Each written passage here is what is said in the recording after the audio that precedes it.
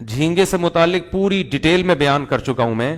رسول اللہ صلی اللہ علیہ وسلم نے ارشاد فرمایا احلت لنا میتتان السمک والجراد. قرآن سے صاف پتہ چلتا ہے کہ ہمارے لیے مردار کھانا جائز بولو بھائی نہیں ہے. ذبح جانور جو بھی ہوگا ذبح کر کے کھانا پڑے گا, مردار حرام ہے. تو سمندر کی جتنی مخلوق ہے وہ ذبح کیے بغیر کھائی جاتی ہے, تو اس آیت کی روشنی میں وہ بھی کیا ہو جائے گی بولو نا بھائی حرام. لیکن حدیث سے پتا چلتا ہے دو مردار اللہ نے حلال کر دی ہیں, ایک مچھلی اور ایک ٹڈی.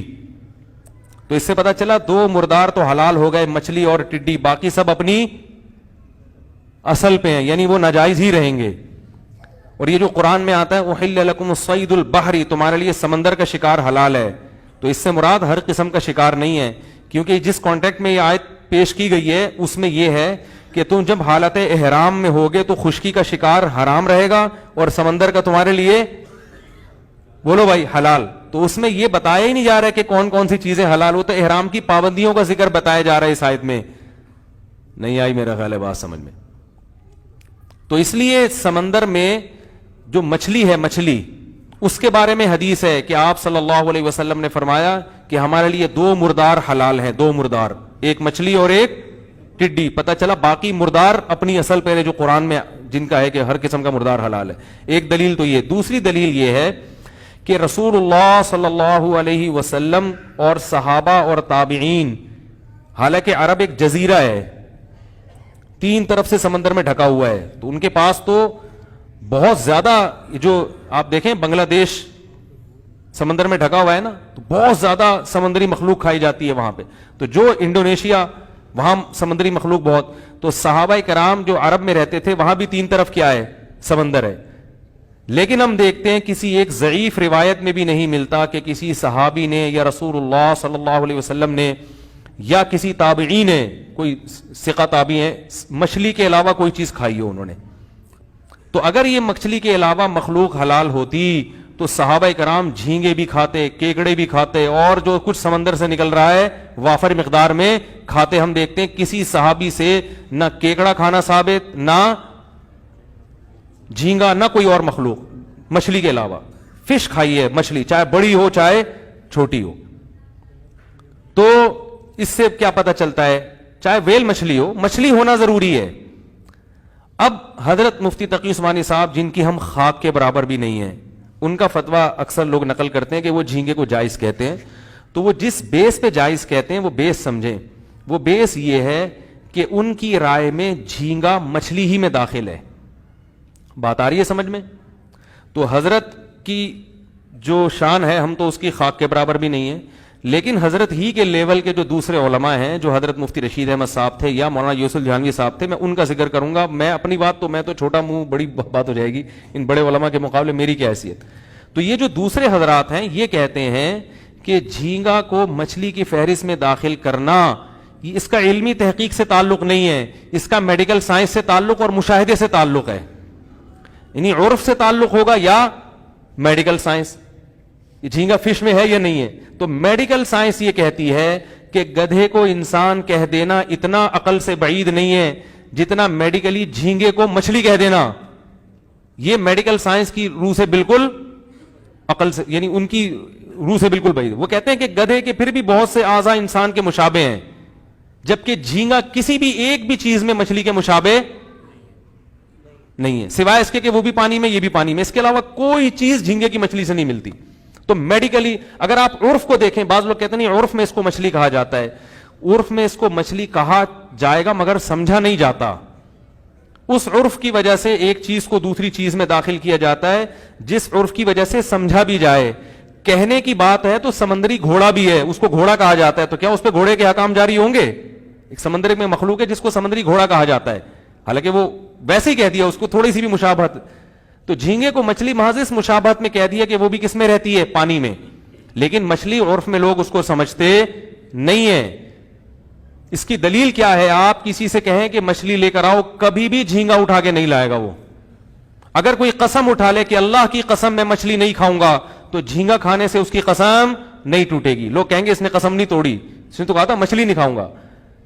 بات میں سمجھا پا رہا ہوں؟ تو عرف میں بھی اس کو فش مچھلی نہیں کہا جاتا, اور میڈیکلی بھی اس کو مچھلی نہیں کہا جاتا. بات آ رہی ہے سمجھ میں؟ ہمیں یاد ہے ہم بچپن میں جب جایا کرتے تھے نا سمندر کے کنارے, مچھلی کے شکار کا مجھے بہت شوق تھا. ابھی بھی ہو سکتا ہے کوئی شکار پہ جائیں, اللہ نے چاہا تو. لوگ کہیں گے بہت زیادہ فنٹر گیری شروع ہو گئی ہے, ادھر فشنگ, ادھر ڈائیونگ, ادھر سوئمنگ اور فشنگ بھی کریں گے بھائی. اللہ توفیق دے. یہی تو حلال لذتیں تو یہی ہے نا بھائی. تو ہم تو کہتے ہیں حلال تو حاصل کرو نا, شادیاں کرو چار, کس نے کہا ہے آپ کو؟ تو جائز چیز پہ اللہ نے پابندی کرو اپنی ذمہ داری پہ. فشنگ میں تو مزہ ہے, چار میں وہ نہیں ہے, پٹو گے بھی, یہ بھی بتا دوں میں. تو حقوق بھی ہیں ان کے, برابری بھی ہے, سب چیزیں. خیر میں ابھی سوال کا موقع دوں گا آپ کو. دیکھو مجھے یاد ہے ہم جایا کرتے تھے نا بچپن میں سینڈ سپٹ پہ, ہاکس بے پہ, تو وہاں مچھیرے لانچنگ کے ذریعے مچھلیاں پکڑ کے لاتے تھے. تو بہت سی مچھلیاں ایسی ہوتی تھی جن کو مچھیرے کہتے تھے کہ یہ مچھلی نہیں ہے, اور وہ کراہت بھی آتی تھی ان کو دیکھنے میں. تو مچھیرے ان کو کہہ کے پھینکتے تھے یہ حرام مچھی ہے. کیا کہتے تھے؟ اب دیکھو حالانکہ جب مچھی کہہ دیا تو حرام نہیں ہوئی نا, کیونکہ سمندر کی فش تو کیا ہے, حلال ہے. لیکن اصل میں ان کے پاس اس کے لیے کوئی لفظ ہی نہیں تھا, ان کے پاس کوئی ڈکشنری میں کوئی لفظ نہیں ملا, تو انہوں نے اس کا نام کیا دے دیا, حرام مچھی. حالانکہ انہوں کسی مفتی نے نہیں بتایا کہ مچھلی ہے یا نہیں ہے, یہ حلال ہے حرام. ان کو لگا کہ یہ مچھلی نہیں ہے, اور عجیب سی اس میں کراہت, بو آ رہی ہے, عجیب سی چھپکلی جیسی اس کی شکل ہے.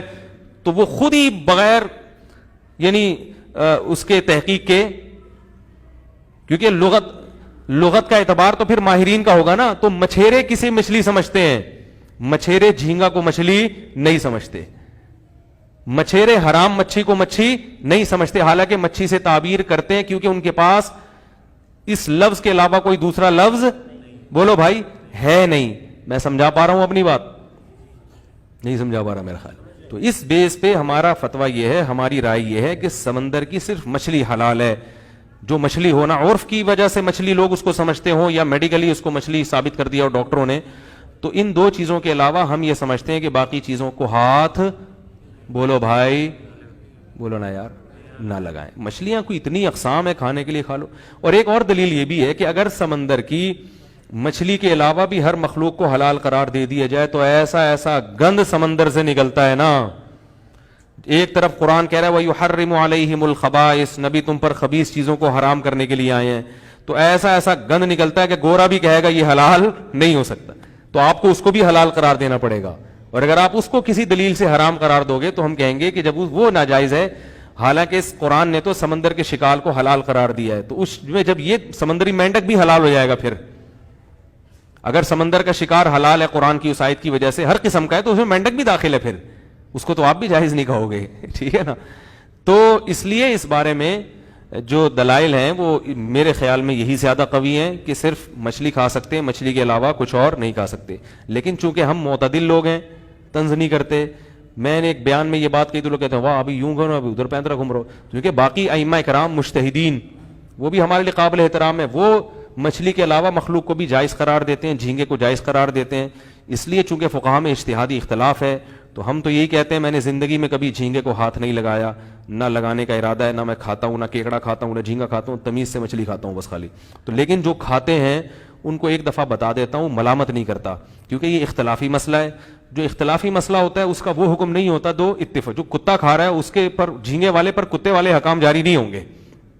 کتا بھی حرام ہے مگر بالاجماع حرام ہے, سور بھی حرام ہے مگر, بولو بھائی, بالاجماع حرام ہے. اسی لیے جب اختلاف ہو گیا تو اس کے لیے ہم ہلکا لفظ استعمال کرتے ہیں جھینگے کے لیے, مکروہ ہے تحریمی, قطعی حرام نہیں کہتے اس کو, مکروہ کہتے ہیں, ناپسندیدہ کہتے ہیں. تو ہلکا لفظ تھوڑا استعمال کیا اس لیے نہ. اور بنگلہ دیش کے لوگ مجھے کہتے ہیں کہ ہم تو نہیں چھوڑتے, تو وہ کہتے ہیں ہم تو کھائیں گے. ہم کہتے ہیں آپ کھائیں, کیونکہ اختلافی چیز ہے, اتفاقی نہیں ہے.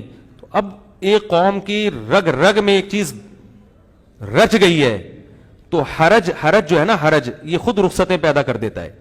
تو چونکہ فقہا کے مابین یہ مسئلہ اختلافی ہے, مجتہدین بہت سے مجتہدین اس کے جواز کے بھی قائل ہیں, تو ہم بنگلہ دیش کے لوگوں سے کہتے ہیں کہ اس معاملے میں آپ کے لیے فقہ شافعی کو فالو کرنا, بولو بھائی, جائز ہے. کیونکہ وہ بہت زیادہ, ان کی اتنا زیادہ کہ وہ دنیا چھوڑ دے گا جھینگا